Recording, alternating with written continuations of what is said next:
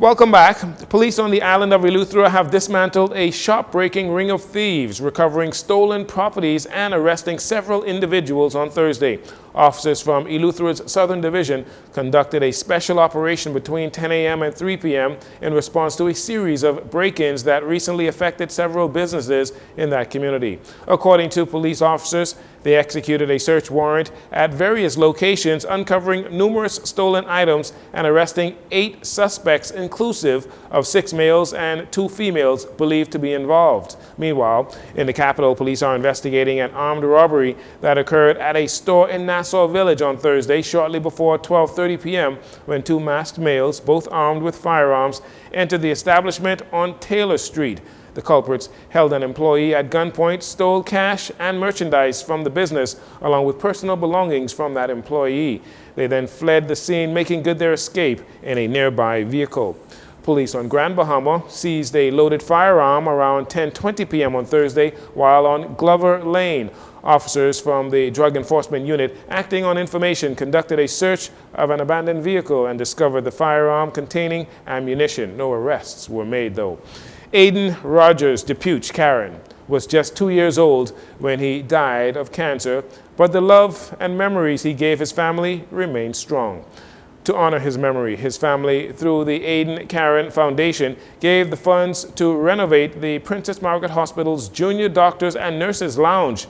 Aiden's cousin, Chief Operation Officer of the Tribune Media Group, Ollie Ferguson, says the donation is a token of appreciation to the healthcare workers. And Aiden was my cousin. He was an incredible little guy, had a great personality. He was always smiling, always bubbly, and became quite the little warrior. And he fought through terrible challenges and stayed strong right up till the end. I will always remember his smile and his personality. And we know how hard the doctors at PMH work. We know how dedicated they are to their craft, and felt this would be an appropriate recognition of all they do and contribute to our little guys and to our society in general. Jermaine Clark from Clark's General Maintenance says that a lot of construction took place to correct the cracks and the aging infrastructure, but lending a hand was a pleasure to assist the hard-working doctors and nurses. Coming in here, looking at the facilities and the extent of how the existing space was, it was quite disturbing to me, so I took pleasure in bending my talents and my expertise to bring this to where it's at today. Coming in, it was cracks in the walls. We had to scrub the floors, repolish the floors. We went into the bedrooms. We did the same thing in the bedrooms. Ceiling tiles we changed. Bathrooms we had to regrout, scrub the grout, regrout them over, painting. We also changed the countertops. So one of the bathrooms went upgraded with top of the line faucet and countertop.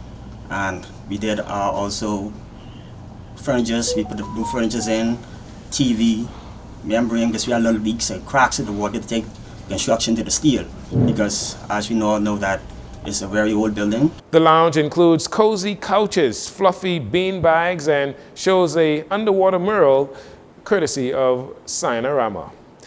Kalina Insurance presented 350 of the newly released books published by former Prime Minister Hubert Ingraham, titled, quote, "I say what I mean and I mean what I say," Hubert Ingraham in his own words, end quote. To the Ministry of Education, they made that donation, the Ministry of Education, Technical and Vocational Training.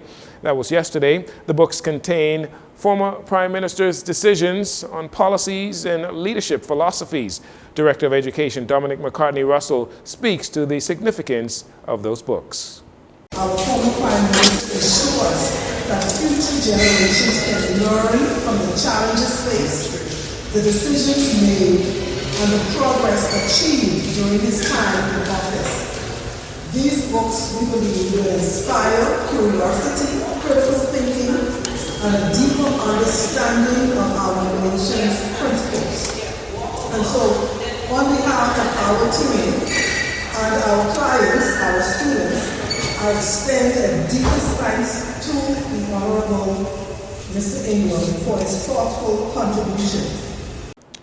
Director of Communication for Kalina, Maxine Seymour, extended her congratulations to Mr. Ingram and speaks on how his books can shape the minds of Bahamians, both young and old.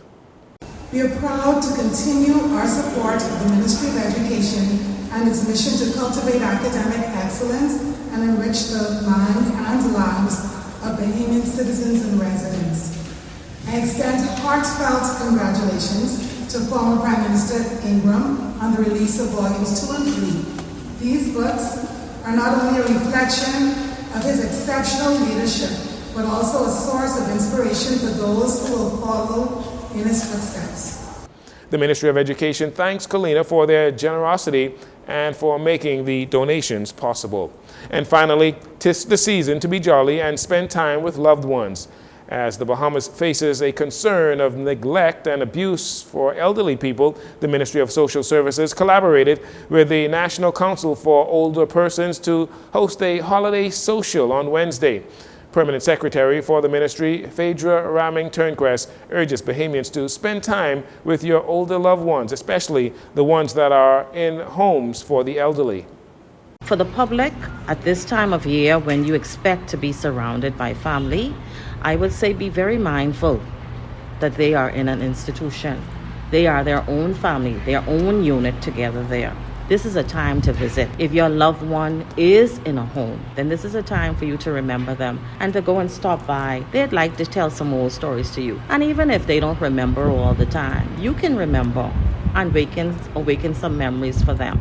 It's the time you spend that really matters. And even if you're just a member of the public, it would be good as a good cheer to go by and just visit with them, to sing a song. Take your kids. Many children now may not be fortunate enough to know their grandparents for whatever reason.